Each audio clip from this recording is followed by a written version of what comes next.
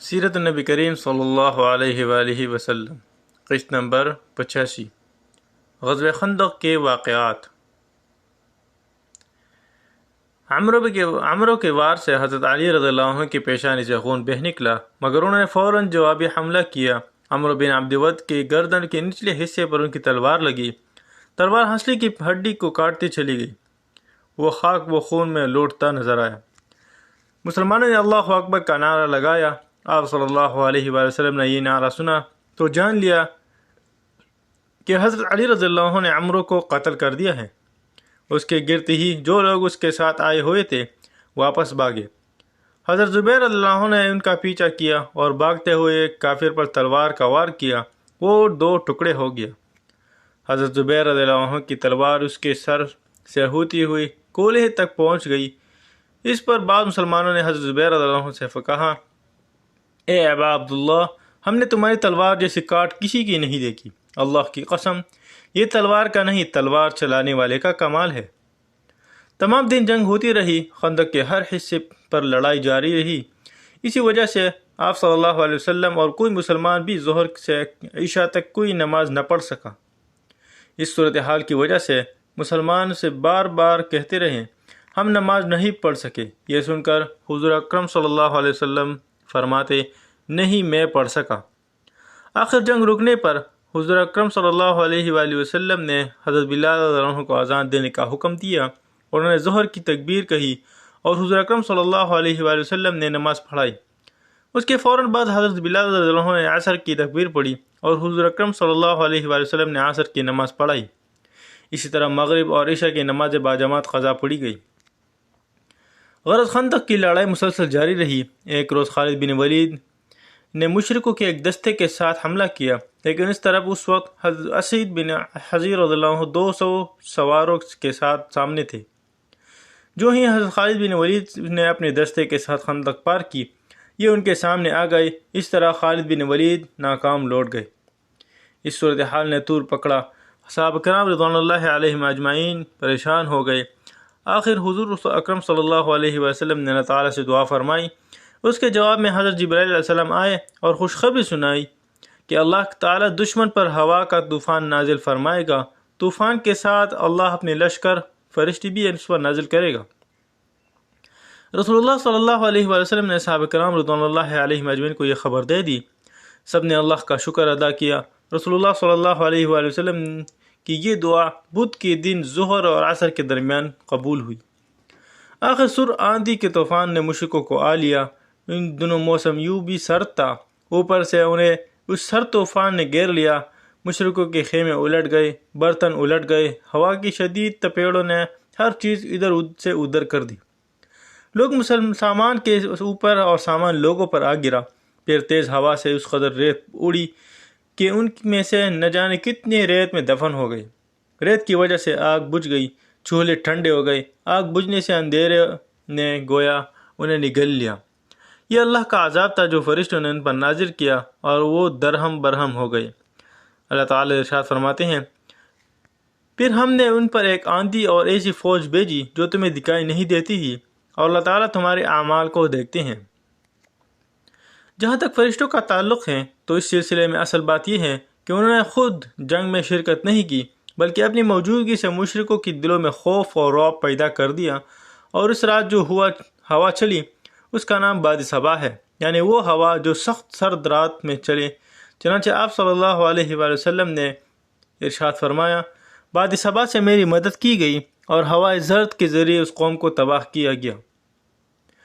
ہوائے زرد نے مشرکوں کی آنکھوں میں گرد و غبار بھر دیا اور ان کی آنکھیں بند ہو گئی۔ یہ طوفان بہت دیر تک اور مسلسل جاری رہا تھا۔ ساتھ ہی نبی اکرم صلی اللہ علیہ وآلہ وسلم کو مشرکوں میں پھوٹ پڑنے کے بارے میں پتہ چلا۔ وہ ایسے کہ آپ صلی اللہ علیہ وآلہ وسلم نے اعلان فرمایا تھا کہ کون ہے جو ہمیں دشمنوں کی خبر لا دے۔ اس پر سیدنا زبیر رضی اللہ عنہ اٹھے اور عرض کیا، اللہ کے رسول میں جاؤں گا۔ آپ صلی اللہ علیہ وآلہ وسلم نے یہ سوال 3 مرتبہ دہرایا، تینوں مرتبہ زبیر رضی اللہ عنہ ہی بولے۔ آخر آپ صلی اللہ علیہ وسلم نے ارشاد فرمایا، ہر نبی کے حواری یعنی مددگار ہوتے ہیں، میرے حواری زبیر ہیں۔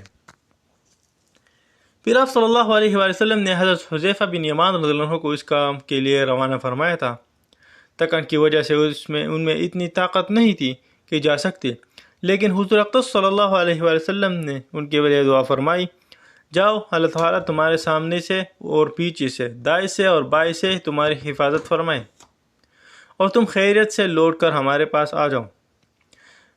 یہ وہاں سے چل کر دشمن کے پڑاؤ میں پہنچ گئے۔ وہاں انہوں نے ابو سفیان کو کہتے سنا، اے گروہ قریش، ہر شخص اپنے ہم نشینوں سے ہوشیار رہے اور جاسوسوں سے پوری طرح خبردار رہے۔ پھر اس نے کہا، اے قریش، ہم نہایت برے حالات کا شکار ہو گئے ہیں، ہمارے جانور ہلاک ہو گئے ہیں، بنو قریظہ کے یہودیوں نے ہمیں دغا دیا ہے اور ان کی طرف سے ناخوشگوار باتیں سننے میں آئی ہیں۔ اوپر سے اس طوفان ہوا نے جو تباہ کاری کی ہے وہ تم لوگ دیکھ ہی رہے ہو، اس لیے واپس چلے جاؤ، میں بھی واپس جا رہا ہوں۔ حذیفہ رضی اللہ عنہ یہ خبریں لے کر آئے تو نبی کریم صلی اللہ علیہ وآلہ وسلم نماز پڑھ رہے تھے۔ آپ صلی اللہ علیہ وآلہ وسلم نماز سے فارغ ہوئے تو انہوں نے دشمن کا حال سنایا۔ آپ صلی اللہ علیہ وآلہ وسلم ہنس پڑے، یہاں تک کہ رات کی تاریکی میں آپ صلی اللہ علیہ وآلہ وسلم کے دانت مبارک نظر آنے لگے۔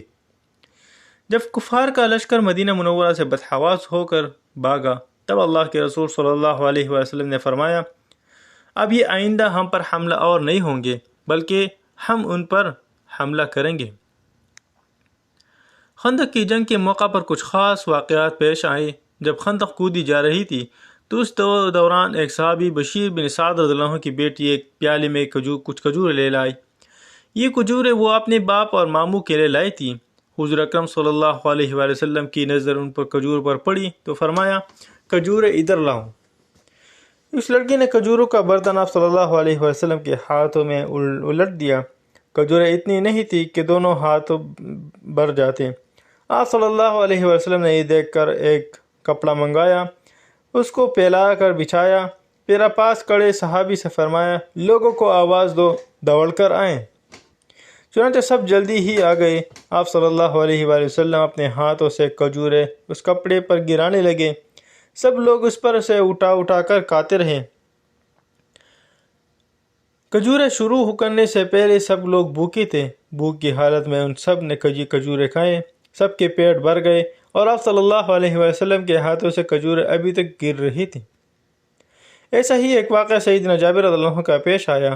انہیں جب آپ صلی اللہ علیہ وآلہ وسلم کی شدید بھوک کا علم ہوا تو گھر گئے۔ ان کے گھر میں بکری کا ایک چھوٹا سا بچہ تھا اور گندم کی بھی تھی۔ انہوں نے کہا کہ نبی اکرم صلی اللہ علیہ وسلم کو بھوک لگی ہے، لہٰذا یہ بکری ذبح کر کے سالن تیار کر لو، گندم کو پیس کر روٹیاں پکا لو، میں اللہ کے نبی صلی اللہ علیہ وسلم کو لے کر آتا ہوں۔ حضرت جابر رضی اللہ عنہ کچھ دیر بعد حضور اقدس صلی اللہ علیہ وآلہ وسلم کی خدمت میں حاضر ہوئے اور آہستہ آواز میں کہا کہ آپ کے لیے گھر میں کھانا تیار کرایا ہے۔ یہ سن کر حضور اقدس صلی اللہ علیہ وسلم نے کہا، اعلان کر دو، جابر کے ہاں سب کی دعوت ہے۔ چنانچہ پکار کا اعلان کیا گیا۔ سب لوگ جابر رضی اللہ عنہ کے گھر پہنچ گئے۔ جابر رضی اللہ عنہ پریشان ہو گئے کہ وہ تھوڑا سا کھانا اتنے لوگوں کو کیسے پورا ہوگا۔ انہوں نے پریشانی کے عالم میں انا اللہ و انا الیہ راجعون پڑھی اور پھر آگے آ گئے۔ وہ کھانا حضور اقدس صلی اللہ علیہ وسلم کے سامنے رکھ دیا گیا۔ آپ صلی اللہ علیہ وسلم نے فرمایا، اللہ برکت دے۔ پھر آپ صلی اللہ علیہ وسلم نے بسم اللہ پڑھی، سب نے کھانا شروع کیا۔ باری باری لوگ آتے رہے اور کھا کر اٹھتے رہے، ان کی جگہ دوسرے لیتے رہے، یہاں تک کہ سب لوگوں نے خوب پیٹ بھر کر کھانا کھایا۔ اس وقت ان مسلمانوں کی تعداد 1000 تھی۔ حضرت جابر رضی اللہ عنہ کہتے ہیں، اللہ کی قسم، جب سب کھانا کھا کر چلے گئے تو ہم نے دیکھا کہ گھر میں اب بھی اتنا ہی کھانا موجود تھا جتنا حضور اقدس صلی اللہ علیہ وآلہ وسلم کے سامنے رکھا گیا تھا۔ جب آپ صلی اللہ علیہ وآلہ وسلم غزوہ خندق سے فارغ ہو کر گھر آئے تو وہ دوپہر کا وقت تھا۔ حضور اکرم صلی اللہ علیہ وآلہ وسلم نے ظہر کی نماز ادا کی اور سیدہ عائشہ صدیقہ رضی اللہ عنہا کے حجرے میں داخل ہو گئے۔ آپ صلی اللہ علیہ وسلم ابھی غسل فرما رہے تھے کہ اچانک حضرت جبرائیل علیہ السلام سیاہ رنگ کا ریشمی عمامہ باندھے وہاں آ گئے۔ حضرت جبرائیل علیہ السلام کے ایک خچر پر سوار تھے۔ انہوں نے آتے ہی آپ صلی اللہ علیہ وسلم سے کہا، اے اللہ کے رسول، کیا آپ نے ہتھیار اتار دیے ہیں؟ آپ صلی اللہ علیہ وسلم نے فرمایا، ہاں اتار دیے ہیں۔ یہ سن کر حضرت جبرائیل علیہ السلام نے کہا، لیکن اللہ تعالیٰ کے فرشتوں نے تو ابھی ہتھیار نہیں اتارے۔ سلسلہ جاری رہے گا، باقی اگلی قسط میں انشاءاللہ تعالی۔